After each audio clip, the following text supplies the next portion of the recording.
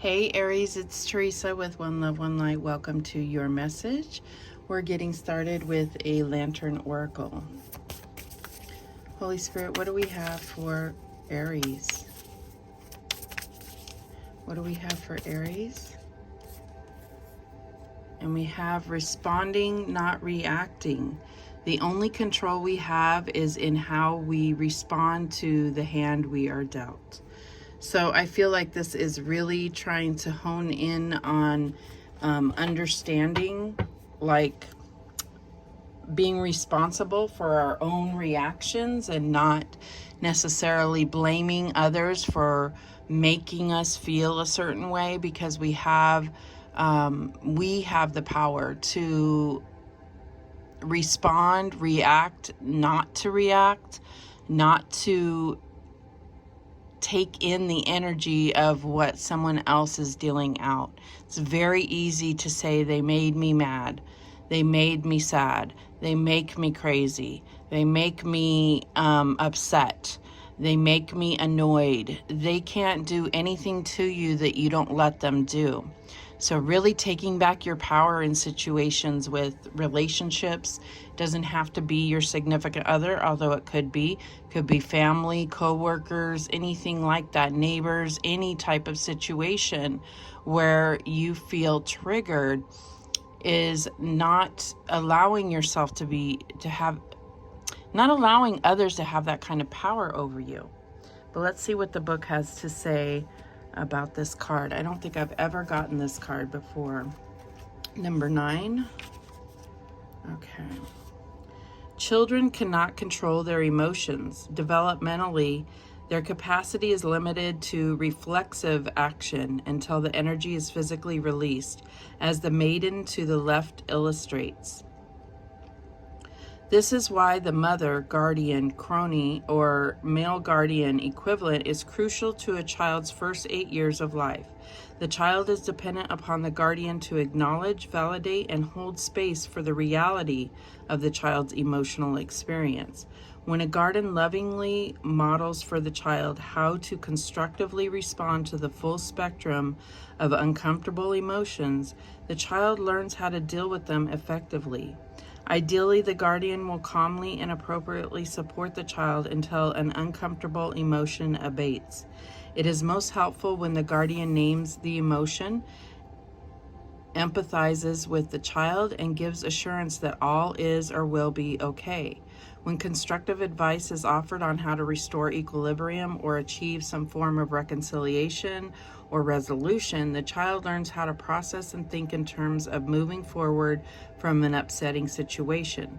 There is no end to how much such modeling, mentoring, and guidance from a guardian beneficially equips a child for dealing with life throughout every step of it. Emotional support is necessary from a guardian until a child develops the capacity to independently self-regulate when in distress. The maiden to the right of the card demonstrates this internalized ability as she soothes her reactive duplicate to the left.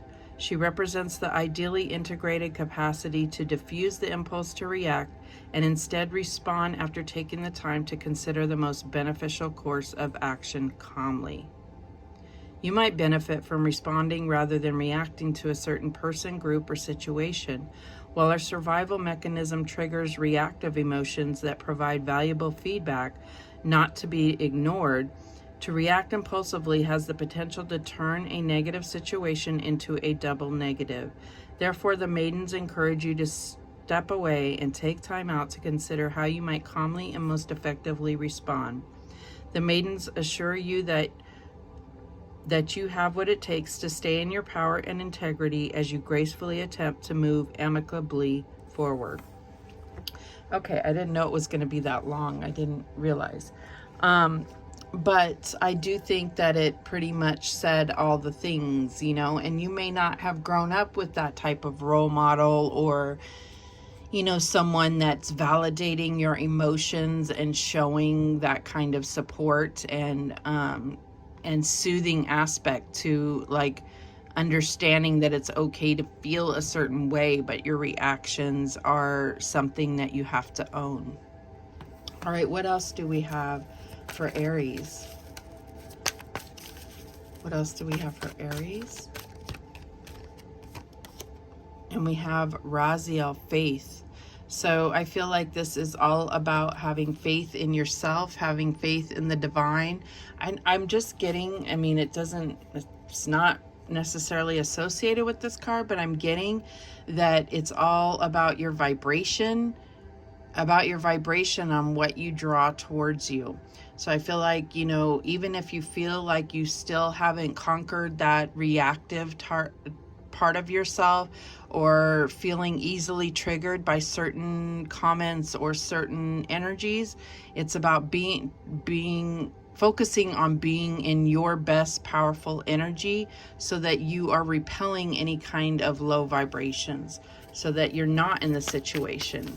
And I don't know, maybe I'm just feeling that's what Spirit wants you to focus on right now, is really keeping your vibration high, so you're not attracting in these type of vibrations, these low vibrations. All right, what else do we have for Aries? I almost said Scorpio, weird. You might be dealing with a Scorpio. Okay, and we have number 53, beginnings. I feel like this is, you know, this does look like the phoenix rising from the ashes. So I feel like there is something that's coming back to life in your life, that's going to create kind of a new path forward. But let's see what the book has to say about that. This is the empathic oracle, so it does you know, kind of talk to you as an empath, whether you identify as one or not. There's still really good information here. Each new moment is filled with the excitement of what can be. Beginnings hold the magic of the experience of pure intent. Everything is new and full of light. Nothing has been tainted, and the little seed that was dreamt into existence has sprouted forth from its container. When you choose the energy of excitement as something new begins, your creations are sustained with the faith and trust of their growth into their intended purpose.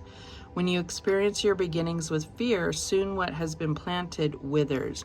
So I definitely see you as focusing on, again, your high vibration and your power here. Having faith in yourself and having faith in the divine, with whom you derive your strength and power from, right? That's what I'm getting here. So let's go ahead and see how this is playing out for you, Aries. Show me the recent past energy for Aries. And we have the Wheel of Fortune. So I feel like this is, you know, kind of this karmic cycle that we're going through. I feel like this is all about you creating good karma for yourself. And so let's see where this is taking you. You may have had a windfall of money, and that can change the energy around you. It can uplift certain energies and also create, you know, low vibrational attraction as well. All right, so what is the current energy for Aries? And we have the Page of Swords. So this could be, I feel like this is a message you're getting, or this could be some type of conversation where you're really, it's either going to happen or has already happened. And I feel like, you know, this is you needing to determine how you're going to respond. Okay. I was gonna say, what's the challenge? And the card flew out. So we get the King of Cups. This is about being emotionally stable. You see how the waters are, you know, tumultuous there, but he is on this platform. He is stable.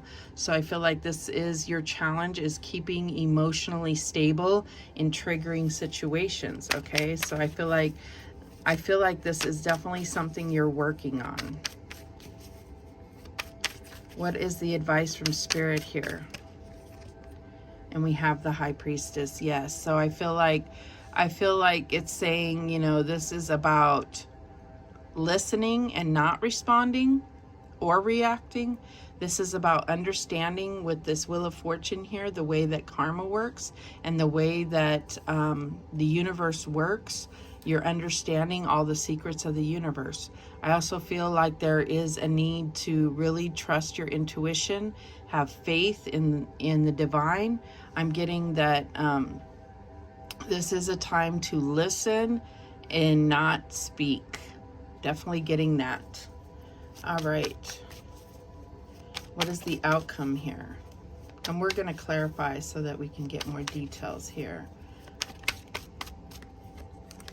And we have the Chariot. So, yeah, and I'm also getting, like, with this card, it's like, you know, let God carry you towards your success and victory. You do have this new path forming in front of you here. I feel like this is where you let go of the reins and you let God guide you toward your success and victories, and not try to be so in control of situations. That's what I'm getting here. Because we cannot control other people. We can only control ourselves. At the bottom of the deck, we have the Three of Cups. And this is also about being around people that truly support and align with you, so that your win is their win. And when you have a loss, they're there to support you. They are not there to trigger you. They are not triggering people. And this is, you know, this isn't all about, I'm getting this vision of a baby that keeps trying to grab things off of a table. It doesn't mean that you put all the stuff on the table, like a coffee table or something. You don't put it all up to baby-proof things. You're not baby-proofing your life. But it does make it easier. So find the in-between. Take the the high road, but also know that you're still going to come across people that may try to trigger you, or may trigger you whether they mean to or not. And you have to be able to own your emotions here and be able to have a calculated response rather than an impulsive reaction. Okay, let's clarify. Show me that Wheel of Fortune. And we have the Page of Swords. So Page of Swords twice. So there's definitely some type of message or some type of information, I feel, that is triggering you. And this is all, it's all to teach you this lesson. I swear. It's like they're saying, you know, this, you're falling for it, whatever the trigger is here. Show me this Page of Swords. And we have the Seven of Coins. So I feel like just looking at this card, it's like this is a conversation that has been calculated. There is someone that likes to trigger you. I feel like that's what I'm getting. But with the Seven of Coins, I feel like this is something that you're anticipating. You know, you've had a conversation and now it's about your response, your official response, if that makes sense. All right, show me this King of Cups. And we have the Eight of Wands. So definitely, I feel like being able to positively move. How am I interpreting this? Okay, I'm getting like that even when things are coming at you, you have to be able to be in a stable place within that you can respond. And that's your challenge. Your challenge is when things are busy and lots of things going on. It's like you're overwhelmed and you can't control your impulsive. You can control, but you haven't been controlling your responses. You've been reacting, and it may have gotten you into some type of trouble. This could definitely be at work, but it could also be within a relationship or your family where you've said things that you now regret. All right, we have the King of Wands. So I feel like this is this is about being a good example, I feel like, to others, and really overcoming this issue, this trigger, and maintaining your power in the situation. That's what I'm getting here. Just because you don't speak, or if you don't respond because you have enough wherewithal to say, I cannot respond with anything nice, or I cannot respond without creating, conflict, I'm just not going to respond. And that is a response in itself. But that's where you're showing your power and you are staying within your emotional balance. Show me this Chariot. And we have the Seven of Wands. So, okay, I was thinking we had 3 sevens, but we got 2 sevens. So So I feel like Seven of Wands, and this is about you not needing, you know, things are going to come up against you. You're always going to have the higher ground. This is about taking the higher ground. You don't need to defend yourself, as far as you don't have to prove yourself to anybody. So this is just knowing that things are going to come up against you no matter what. You're going to have that challenge. So even avoiding it isn't always going to work. You're still going to come across people, situations that may tend to trigger you. So it's about getting into an emotional space that you can really allow yourself to respond, not react. Okay. At the bottom of the deck, we have the Five of Cups. And so I know that in the past, there has been some people that were not supportive, that were not sensitive to what triggers you. And if they were sensitive to it, they were purposely triggering you. So this is not to excuse what others do. All you can do is change yourself. You cannot change others. So that's what it all comes down to. And this is also saying you don't want to be in a situation that you regret. That's for sure. Okay, regrets are pointless, and there's nothing you can do about situations after they happen, right? Okay. I mean, you can't change the situation. You can't change what happened in the past. Okay, so let's go ahead and see what other messages or guidance come out. What guidance do we have for Aries? Okay, we have this one here. Shatukite teacher, I have the divine wisdom of the universe within me, and I openly share it with the world. Okay, what else do we have? Okay, we have this one here. Prenite trust. I trust myself and the divine flow of the universe. Yes. Trusting and having faith in ourselves and in God. And we have this one here. Excuse me. Clear quartz, clarity. I have clarity in all aspects of my life. Yes. So those are the messages that came through for you. Thank you so much for watching. I do appreciate it. And remember, the universe has your back, and so do I. Take care.